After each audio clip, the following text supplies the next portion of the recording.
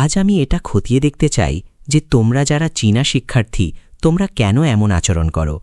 বিশ্বাস করো আর নাই করো, তোমাদের এই চালচলন বা তোমরা যে গেমটা খেলছো সেটা বেশ অদ্ভুত। আমি তোমাদের এমন 3টি অভ্যাসের কথা বলবো যেগুলোর আসলে কোনো যৌক্তিক ব্যাখ্যা নেই।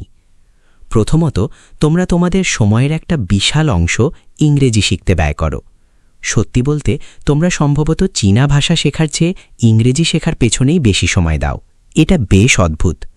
আমি আগে অনেক চীনা শিক্ষার্থীকে জিজ্ঞেস করেছি তারা কেন ইংরেজির ওপর এত জোর দেয়।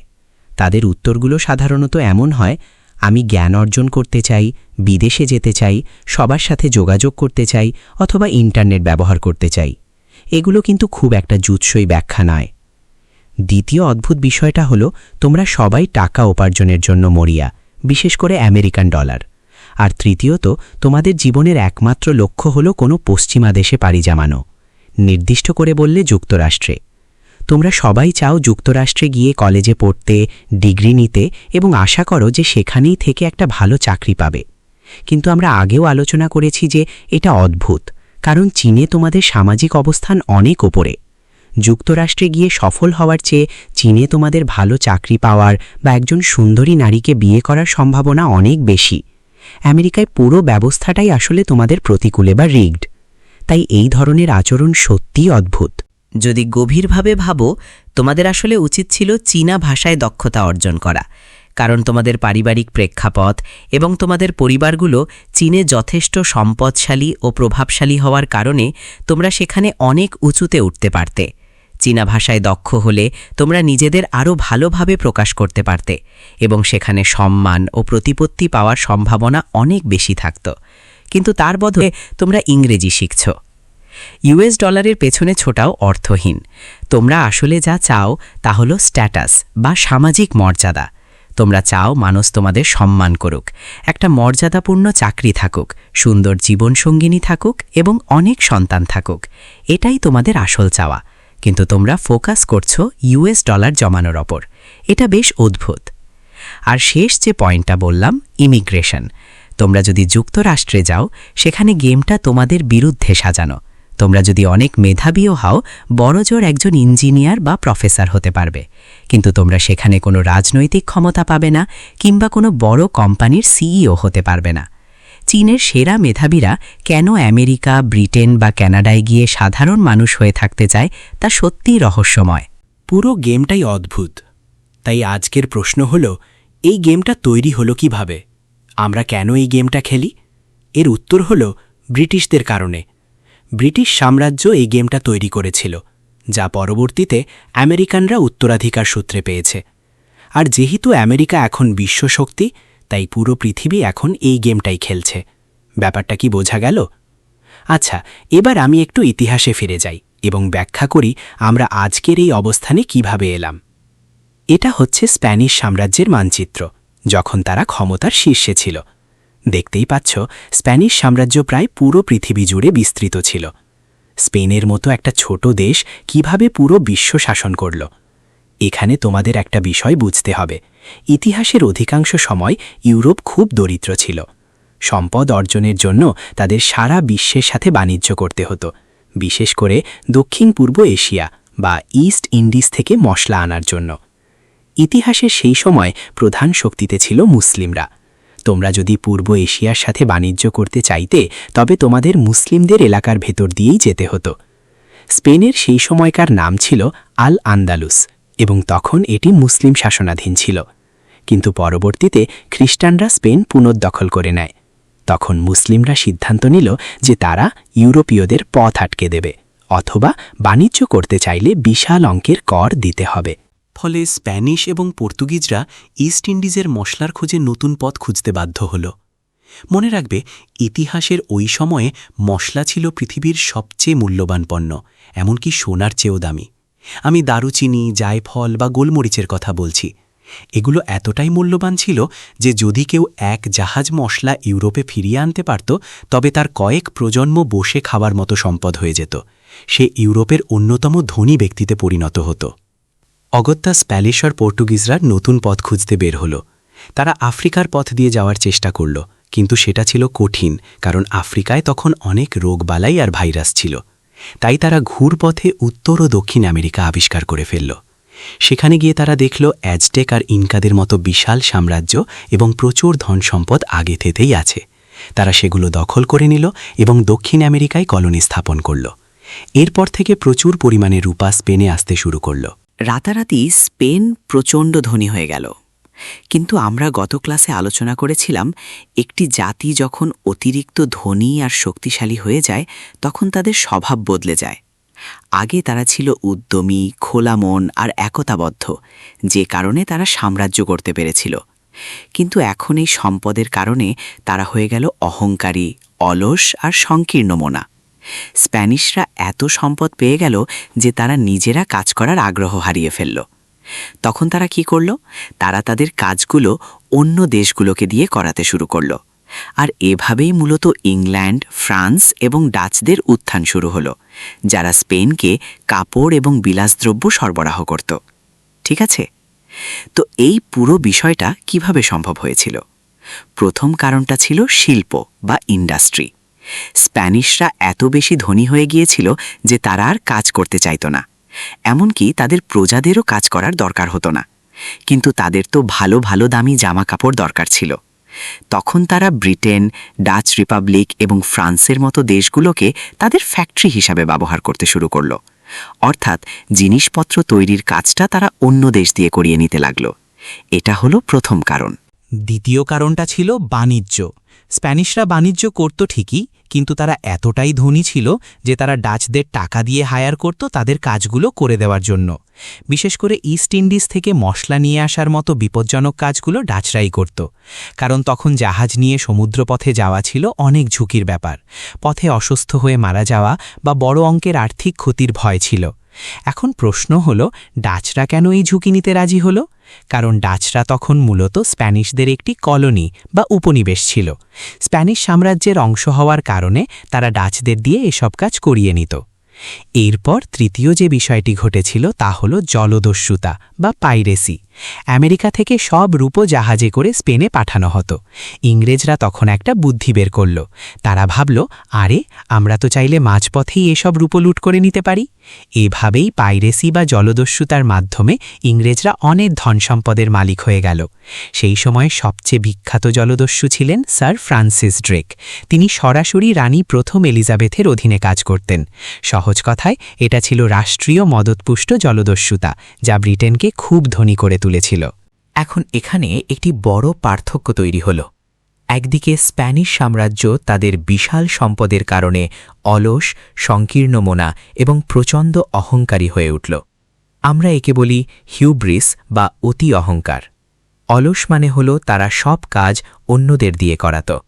সংকীর্ণ মনা বা ইনসুলার হওয়ার কারণে তারা অন্য দেশ নিয়ে মাথা ঘামাত না। তারা ভাবত তারা অজেয়। তারা রাজদরবারের নোংরা রাজনীতি আর নিজেদের মধ্যে সিংহাসন নিয়ে কামড়াকামড়িতে ব্যস্ত হয়ে পড়ল। আর অহংকার বা হিউব্রিস মানে হল তারা বিশ্বাস করত যে তারা যা খুশি তাই করতে পারে। এই দম্ভের কারণে তারা যেখানে সেখানে সবার সাথে যুদ্ধ শুরু করে দিল।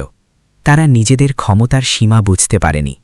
ফলে খুব দ্রুত ধনী হলেও একের পর এক যুদ্ধ আর দুর্নীতির কারণে স্পেন খুব তাড়াতাড়ি দেউলিয়া হয়ে গেল। আপনারা কি বুঝতে পারছেন?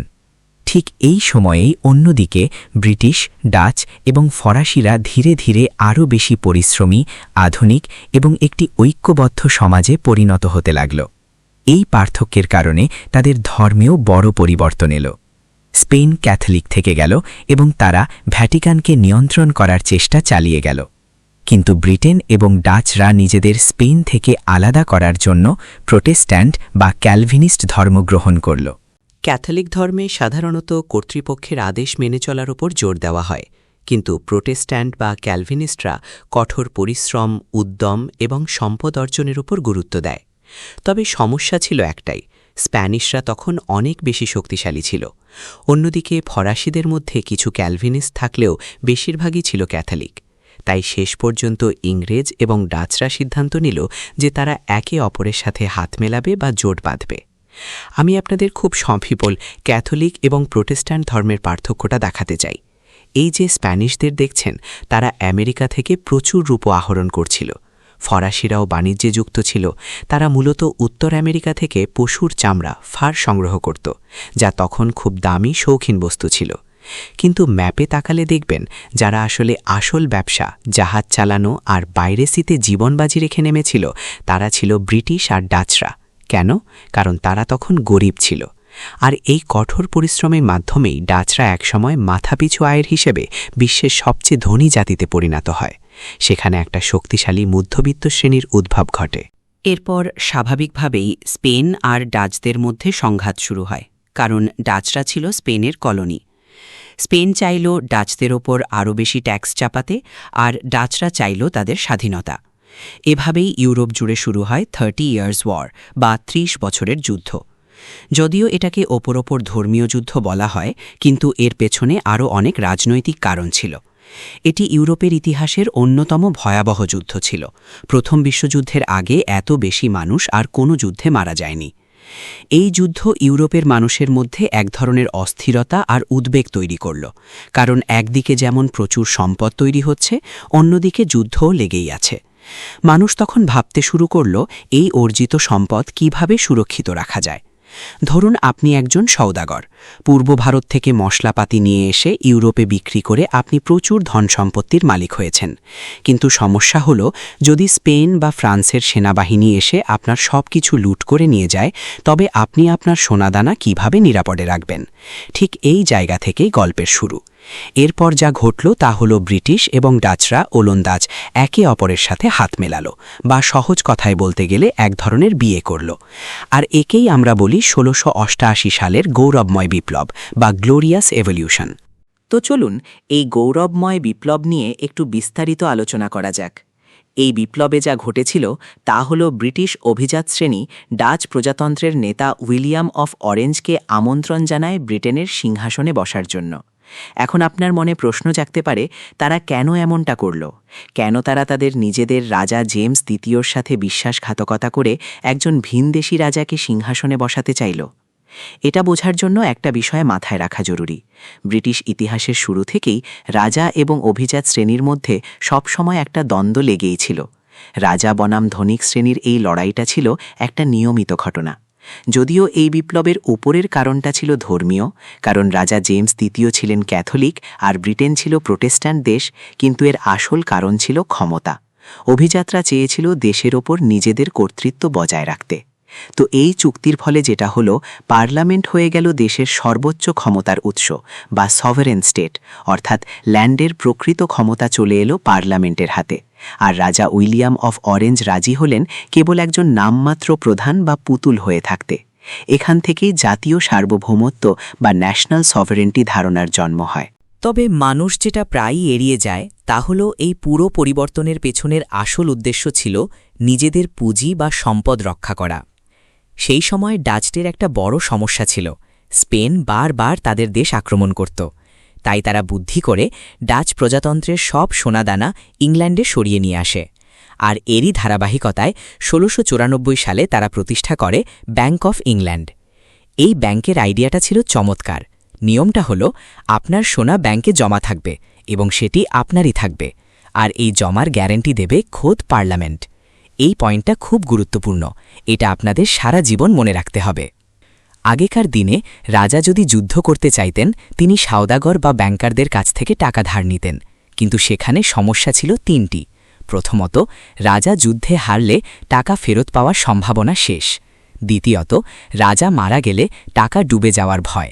আর তৃতীয়ত, রাজা চাইলে স্রেফ পাওয়ার খাটিয়ে বলতে পারতেন, আমি রাজা, আমি তোমার টাকা দেব না। তখন সওদাগরদের আর কিছু করার থাকত না। কিন্তু ব্যাংক অফ ইংল্যান্ড এই পরিস্থিতি বদলে দিল। এখন আপনি টাকা দিচ্ছেন রাজাকে নয়, বরং রাষ্ট্রকে।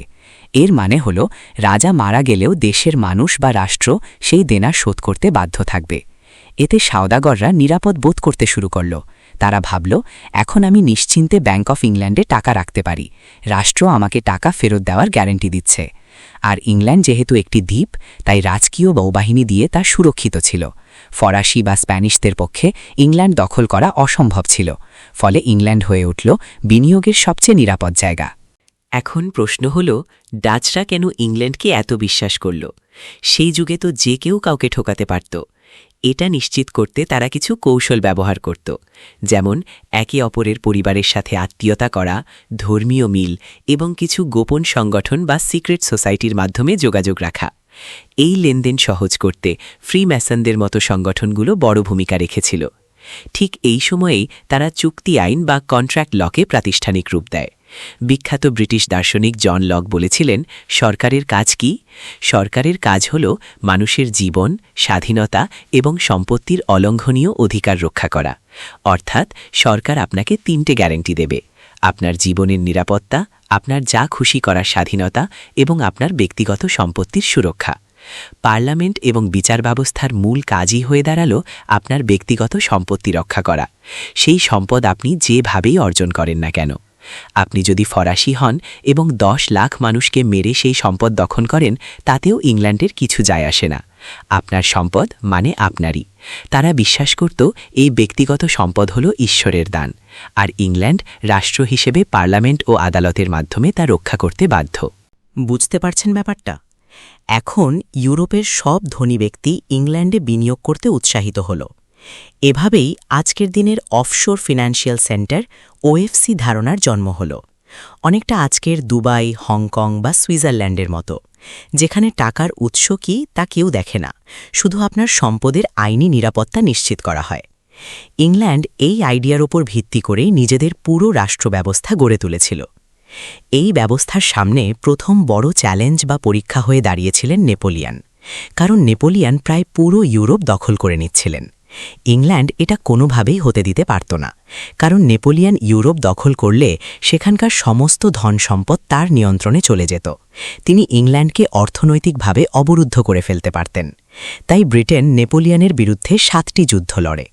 এর মধ্যে প্রথম 6টি যুদ্ধেই তারা হেরে যায়, কিন্তু একদম শেষ যুদ্ধে তারা জয়ী হয়, আর এভাবেই ব্রিটিশ সাম্রাজ্যের ভিত্তি তৈরি হয়। এখন ব্রিটেন হয়ে গেল একটি বিশ্বব্যাপী আর্থিক সাম্রাজ্য। এই পর্যায়ে আসে ইস্ট ইন্ডিয়া কোম্পানির কথা। এই কোম্পানিটি ছিল ব্রিটেনে অবস্থিত এবং ব্যাংক অফ ইংল্যান্ডের মতোই এটিও ছিল একটি ব্যক্তিগত প্রতিষ্ঠান। এদের মূল কাজ ছিল ভারত এবং পূর্ব ভারতীয় দ্বীপপুঞ্জগুলোর সাথে বাণিজ্য করা। ইংল্যান্ড তখন ভারতকে উপনিবেশ বানিয়ে ফেলবে আর ভারতের সমস্ত সম্পদ লুট করবে। এর প্রধান উপায় ছিল ভারতের শিল্পায়নকে ধ্বংস করা। ভারতের নিজস্ব উন্নত বস্ত্রশিল্প বা টেক্সটাইল কারখানা ছিল, কিন্তু ব্রিটিশরা নানা পলিসি বা কৌশলের মাধ্যমে সেই শিল্পকে দেউলিয়া করে দেয় আর উৎপাদন ব্যবস্থা ইংল্যান্ডে সরিয়ে নিয়ে যায়। এখন ঘটনাটা দাঁড়াবে এরকম: ভারত থেকে কৃষিজাত পণ্য আর কাঁচামাল চলে যাবে ইংল্যান্ডে। ইংল্যান্ড তাদের কারখানায় সেই কাঁচামাল দিয়ে পণ্য তৈরি করে আবার ভারতের কাছেই বিক্রি করবে। হিসাবটা অনেকটা এরকম: আমরা ব্রিটেন তোমাদের ভারতকে দিচ্ছি 10 টাকা, আর বিনিময়ে তোমরা আমাদের দিচ্ছ 1000 টাকা। অর্থাৎ তোমাদের কাঁচামালের জন্য আমরা নামমাত্র দাম দিচ্ছি, আর আমাদের তৈরি পণ্যের জন্য তোমরা আমাদের বিশাল অঙ্কের টাকা দিচ্ছ। খুব দ্রুতই এই প্রক্রিয়া ভারতকে দেউলিয়া করে দিল। শুধু ভারত নয়, চীনের ক্ষেত্রেও একই বুদ্ধি খাটানো হয়েছিল। সেখানে আফিম ঢোকানো হলো এবং বিনিময়ে চীনের সমস্ত রূপা আর টাকা চলে গেল ইংল্যান্ডে। এরপর এই বিশাল অর্থ চলে গেল মার্কিন যুক্তরাষ্ট্রে। আমেরিকার দ্রুত শিল্পায়নের পেছনে এই লুট করা অর্থের বড় ভূমিকা ছিল। এখন প্রশ্ন হল, ইংল্যান্ড এটা করল কিভাবে?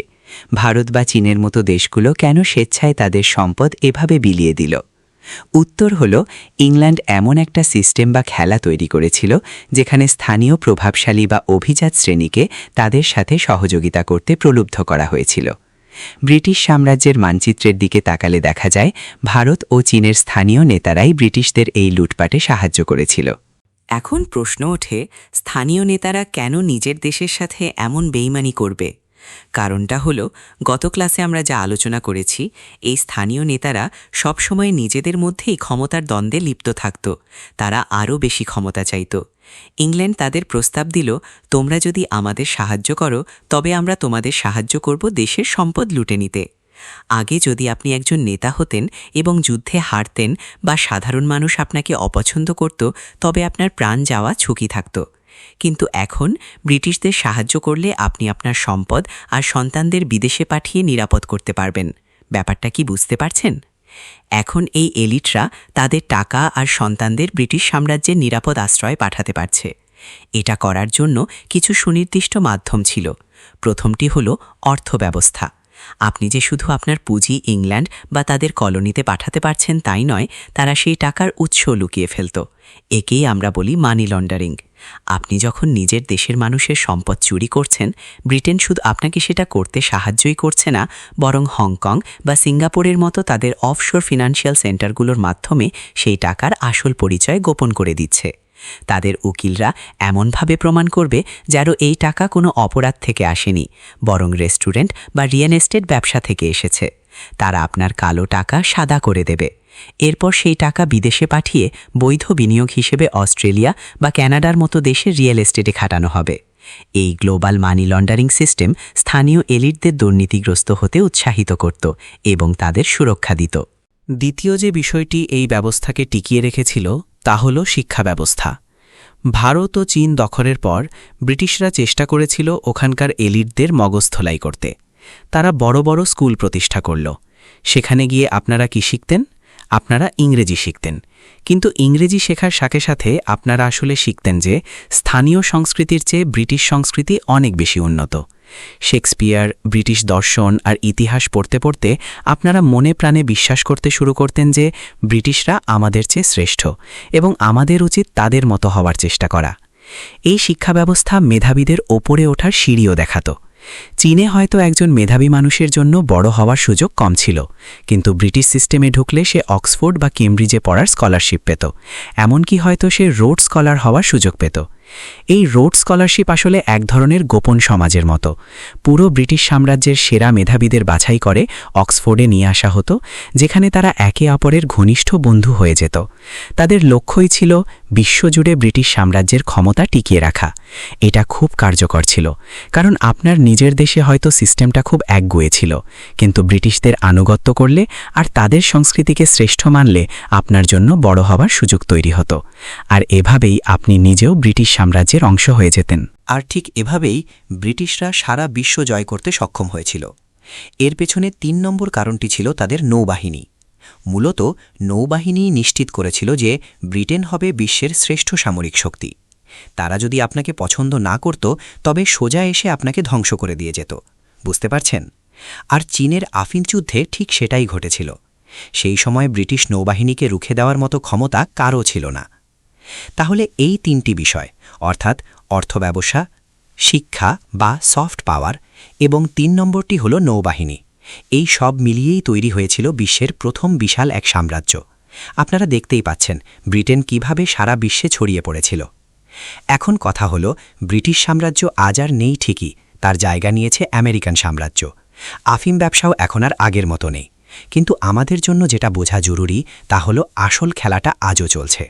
আপনাদের একটা উদাহরণ দেই। ধরুন বিশ্বের ড্রাগ বা মাদক ব্যবসার কথা।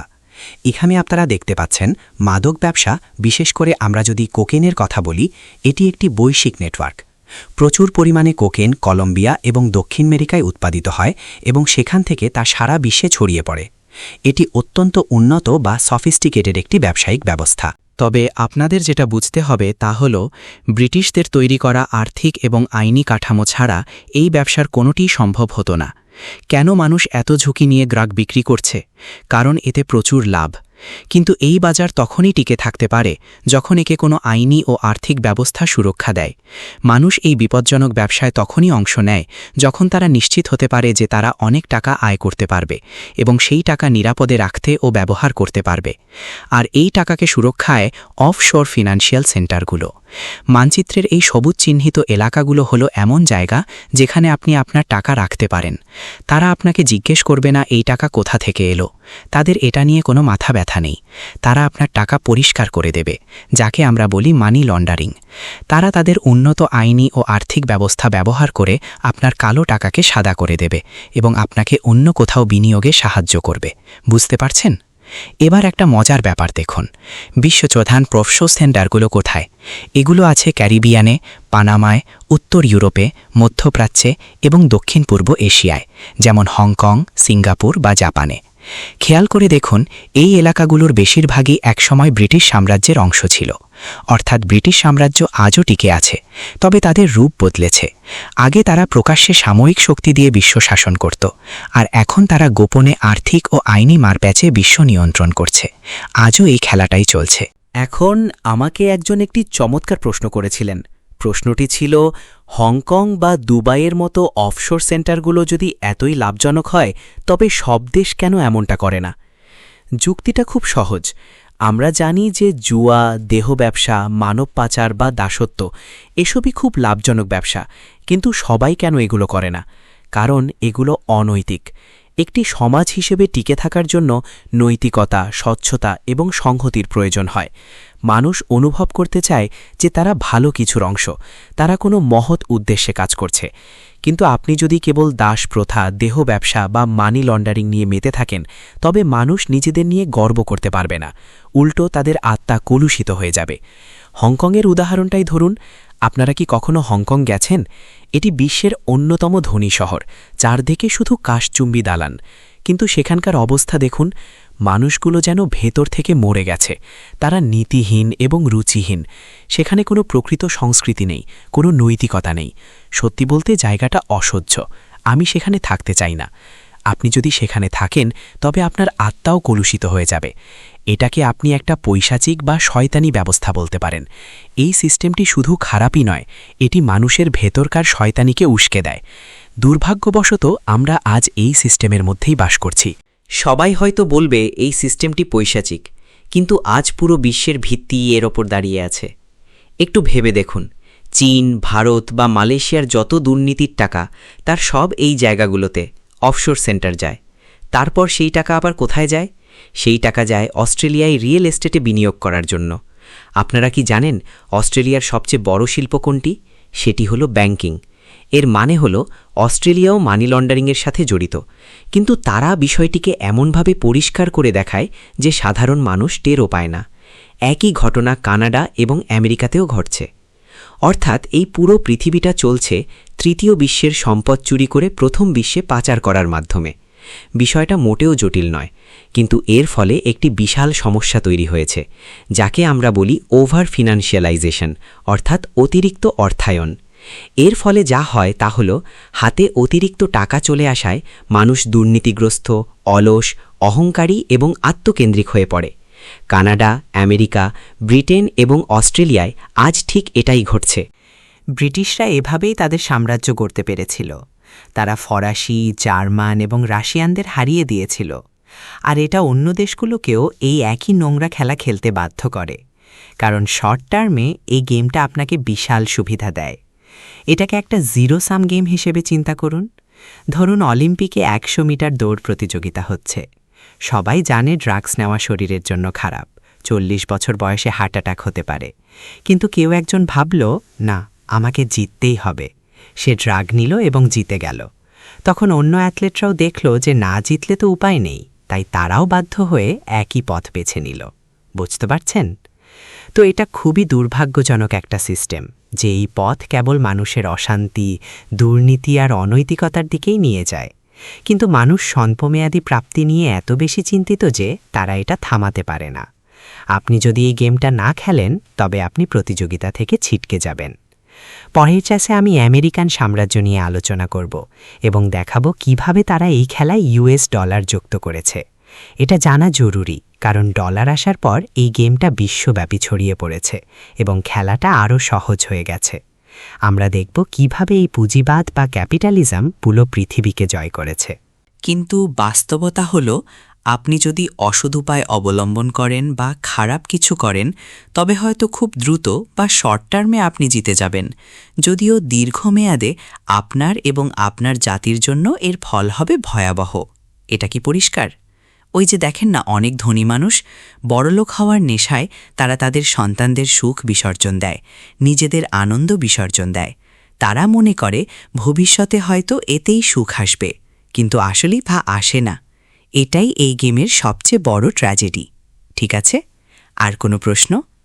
ওকে, তাহলে আজকে এ পর্যন্তই। পরের ক্লাসে আমরা এটা নিয়ে আরও কথা বলবো।